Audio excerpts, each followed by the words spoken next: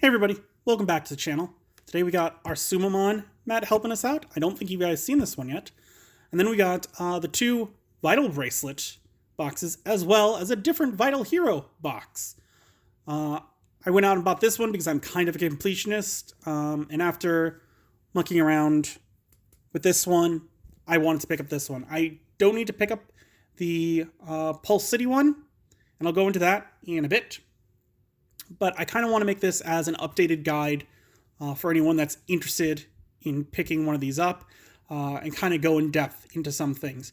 If I don't mention something, go back and look at my review on the old Vital Bracelet, because it's most likely not worth going over. For example, in both of them, you can just turn on and off the sound. I'm not going to go over everything like that. I will point out some nitpicks that they haven't changed, as well as some things that they have changed that I do like.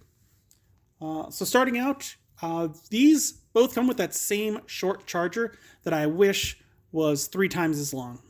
It is very short, and anytime I plug it in to even like an on-floor charger, it just seems too short. Like it could mess with the wristband or something like that, because it's either floating or it's like smashed on the ground. It's not a good system that they have for the charger. In both cases, in this one and this one, it still has that kind of toyish plastic. It's probably hard to tell, but right there, I did a scuff up against something. I don't know what I scuffed it up against, but just like with this one, where the top of the DM got worn away, it's got that same problem. The wristbands, something I learned from this one is I had to get a new wristband because I was putting it on my wrist too tight. So if you go to put one on, I would go till it's like a little loose, and then you can just push it up on your wrist a bit. Yes, I accidentally hit you.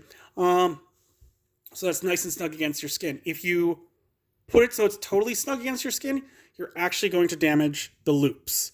And that's the problem that I had, where the special edition one, like one of these in-between pieces was actually like warped and breaking and becoming brittle. It might also just be with this plastic, because in my original video, I did say like I wouldn't pick up this one because its color changes over time. I've had no color distortion that I can see on this nice red one. The next thing that they kind of changed about these is that one of my complaints or notes about this one is that Digimon wake up at a certain time and they go to sleep at a certain time. And so you kind of have to either mess around with the clock. So if you're a night person, if you're like a night guard or something like that, and you have night hours, then you are not going to be able to play it on the intended time schedule. You're going to have to change the time to something different so your Digimon will be awake. They got rid of that in the American release. There's none of that. They don't go to sleep ever, so that's nothing you have to worry about. I will say that I did put the Dinosaur Roar Digimon on the old one, and their sleep animations are still there. They're just unused. So it's not accessible. I'm glad they got rid of it. I would have liked it a little more if they could make it so that you could set the time. But I understand that might have been a little too much programming instead of redirecting a line of code. Because you don't even have to delete the line of code. You can just be like, all right, change from them going to sleep at these times to they always read it as awake time. So that's a thing that they did. Finally, the last thing that they kind of changed on this is on the old one, the backup is this light bulb, and it says backup. On the new one, if I can get a good... It is now called storage, which I like a lot more. So that's nice. It doesn't let you back out like you did in this one, but it's a lot clearer. Another thing that they changed is where with this one, they just show you symbols. And I never really found that a problem, but I imagine someone could.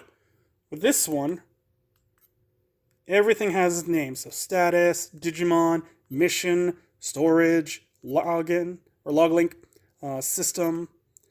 So that's nice. So they really only changed that one icon and gave English text underneath them. Otherwise, these work exactly the same. And I do remember seeing something about Ghost's game where it's like you can't use these dim cards on this or something wasn't accessible. I put Jellymon on this. Haven't had any problems so far with it. So I'm not sure what they were hyping up about using those ones for. Maybe I misunderstood. I don't know. But I could have sworn that when these ones were announced along with the Ultraman ones, that they said something like that. So next thing I kind of want to go over with something that they changed is with the app. And as you'll see now, like everything is in English now, if you are in an English area, which is very nice. So I guess they automatically figure out where yours is, and they go ahead and they give you the default language. They've updated a little things, like there are now raid battles. So that's pretty cool. I tried that one, and it's kind of... I mean, it's best described as one of those Japanese games where you've got like a meter, and when you attack, when it's all the way up, you do more damage. When it's halfway up, it's not nearly as much. And it's one of those ones that like fills up and goes down, and again, so you have to time it right.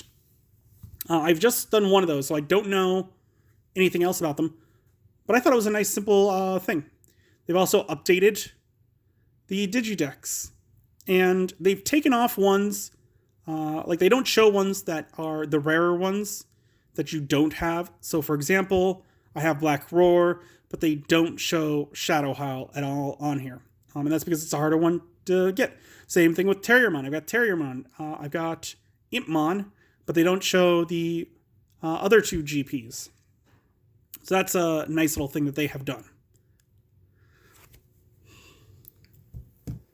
So next up, I'm going to try something. This is the first time I've tried this. I have not tried this yet. But I now have two Vital Bracelets. This one's got Omnimon. This one has Omnimon Zwarts. Let's see what the Versus chip actually does, because I talked about it last time where it's like you can't really get it done because who's going to have one of these things imported? So I'm going to take out the covers on both of these. And I'm going to try this for the first time. So hopefully this will work, because I don't know. So I just plop it in, up, and it's saying waiting. Waiting.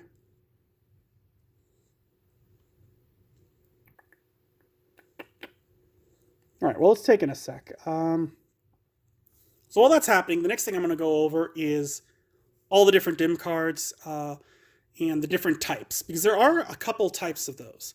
In total, I have been able to count 8 different types with the ones that are out. Okay, here he goes.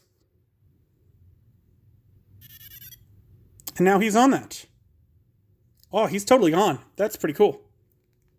So now, let's go ahead.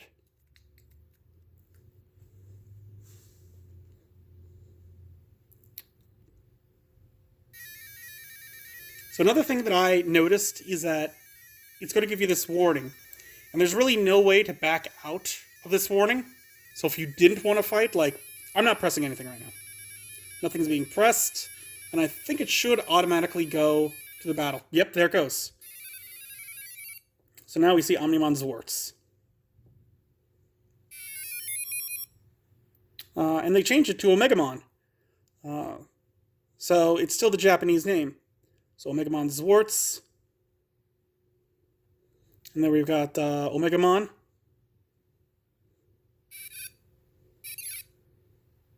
Alright, so they're doing a good amount of damage. I have them both max friendship. So he missed. He got hit again. Oh, they're gonna. I think they have to show their special this time around. Last time I didn't get to show it. Here we are. Okay. So there's the special. Is he gonna jump? He is. Okay. So this, I like this. So they're showing a lot. So yeah, it looks like the same animation. Ooh, and he took him out halfway. Ooh. It's close. It's whoever makes the next hit. Ah, and Omnimon defeats Omnimon Zwarts. And so he's going to miss. And regardless who won, this would be the end of the battle here.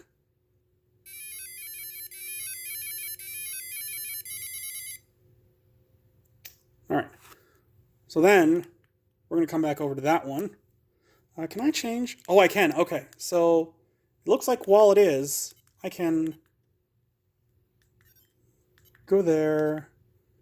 Let's turn off the sound for now so that I can keep talking while this one plays out.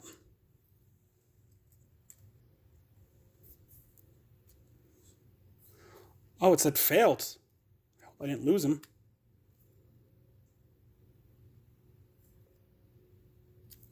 Oh, it's telling me to put it back in. Oh, okay. Well, that's interesting. All right, so now I take this one out. And then we put it in waiting versus dim. Okay, so now it's loading back up. We're not going to go and watch that one because it's just going to show him losing. Or he just... Oh, doesn't he? Okay, so it just shows that he lost. He lost some points, but that's fine. Oh, and he got a bonus for some reason. Okay, so I thought that they would show the battle on both. They do not. They only show it on one. So you and your friend kind of have to hover over the one so that you can see it. So that's mildly disappointing. So with that, I think we've gotten to the dim cards now. I have gone online, looked them over, and there's basically 8 different types of dim cards. So which one you want to get depends for your bang for your buck, or what you just kind of have lying around. Give me one sec. I need to take a sip of water.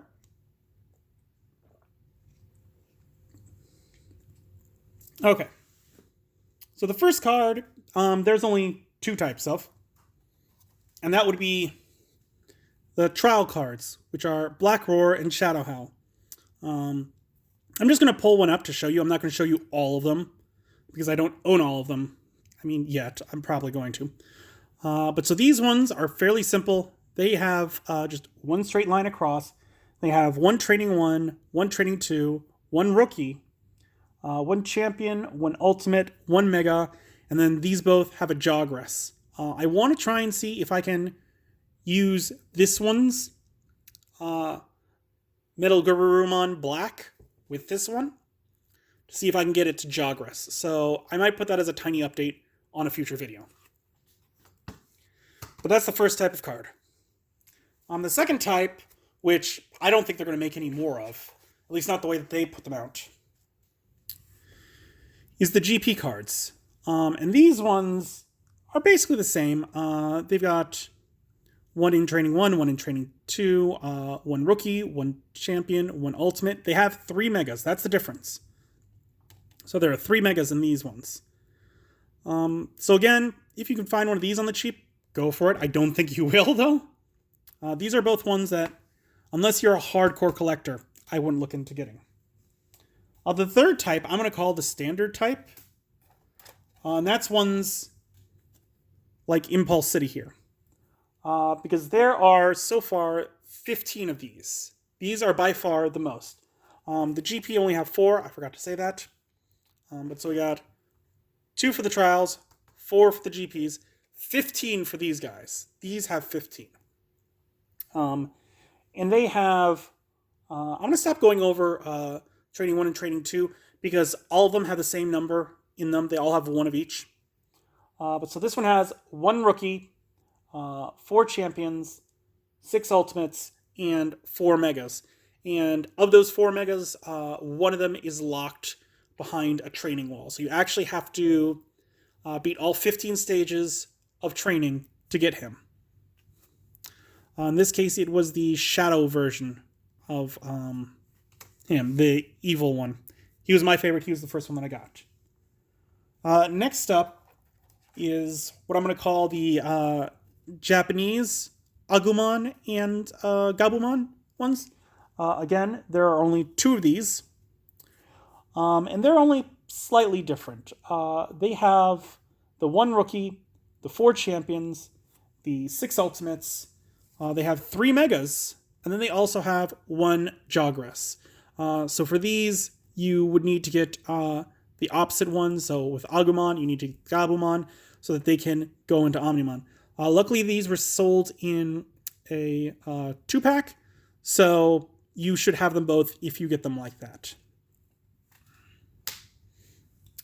The next type, the 5th type, I'm calling Ghost Game, because they are the 3 Ghost Game ones. So there's only 3 in that one. And they have 1 rookie, 4 champions, 4 ultimates, so less than that, and then 3 megas. So there's significantly fewer in this one than the other ones. If you're looking to complete something on the easier side and you don't want to go so negative that you're doing the shadow, then this is the one to go. Next up, we've got the new ones, which is like Espimon, where there are currently only 2 of them, but I've looked over the roster on the newer cards, and they look like they line up with this one, where they have 2 rookies, 4 champions, 5 ultimates, 3 megas, and 1 Jogress. So I think the Legendary Warriors are going to fall under this one's new type, but don't know for sure. Then we've got the English releases. So minus the Pulsemon. We've got the Dinosaur Roar and the Wolf Howl. And there are only 2 of these. And they have 2 rookies, 4 champions, 4 ultimates, 3 megas, and then they've got 2 what I'm calling Beyond, because they are the Jogress. They are Omnimon Zwarts and Omnimon, but you don't need the other card to unlock them. You just need to unlock Omnimon Zwarts by defeating the 15th stage. Otherwise, you can just straight up have your War Greymon or Black War Greymon just digivolve into the Jogress form, which is telling me that they're not really sure how well this will do. The final type, and this is the rarest one, there's only 1 of these, is the Metabots crossover. And this is a very interesting one. I really wanted this one. I'm glad I got it, but this is going to be the easiest to kind of play. Because it has 1 training 1, 1 training 2, 1 rookie. Then it's got only 4 champions. And champion isn't exactly a right term for it, but that's where the Greymon is and the Garurumon is. And then there's no ultimates, none whatsoever. We go straight up to megas, and there's 4 megas, and then it's got 2 Jogresses. So this one, other than the 2 like GP or trials, this one has the least content. So if you're a fan of crossovers, get it. If you're a fan of Metabots, get it. Otherwise, you can pass on this one. So there you have my look at the Vital Hero release and kind of what I think. I hope this will let you make a better decision on which one you will get. But as I always like to do, we're going to open up a pack. And it's not going to be a normal pack. We're not opening up one of these. We're instead going to open up one of these Tournament Pack 3s. And they have 4 cards in them. So that's going to be pretty exciting. It doesn't say which ones are in there, so we're just going to have to get right into it. I wonder if one of them is going to be shiny and the rest are not. So we got this black Agumon who's got a 3 cost, 0 Digivolution cost, 1000 DP. It has the blocker ability. And this is from the 5th starter deck. Okay. So that's pretty interesting. So it's a different art. We got a Greymon. Are these going to all be this one? That'd be neat. 4 cost, 2 Digivolution cost, 4000 DP. Has the inherited effect of your turn while this Digimon has reboot, it gains jamming. Solid ability. Ooh, they are. Okay, so this is neat. Okay, so this Metal Greymon is an 8 cost, 3 Digivolution cost, 7000 DP. It has reboot, so works with the last one. And has the inherited ability of your turn. When this Digimon has reboot, it gains security attack +1. So the last one's gotta be the the Black War Greymon. No, it's not. It's a tie. Ooh, that's interesting. Throwing me for a loop. So this one is a 4 play cost. Start of your turn, if you have 2 or less memory, set your memory to 3. Opponent's turn, all of your Black Digimon get +1000 DP. Security effect, play this card without paying its memory cost. And so are these... Okay, so these 3 are from the same set. This one is from the starter deck. So that's pretty cool. So there you have it. There's an overview of the Vital Hero versus the Vital Bracelet. I hope this lets you make a more informed decision. If you still have questions, leave it in a comment down below, and I'll try to answer it, or I'll put an update. Because, like I said, I do want to see if I can progress with that one. If you enjoyed this video, give it a thumbs up. If you haven't, please do subscribe. We are very close to hitting 100, and so I can open up the package that's just off to the left. But until then, I will see you next time.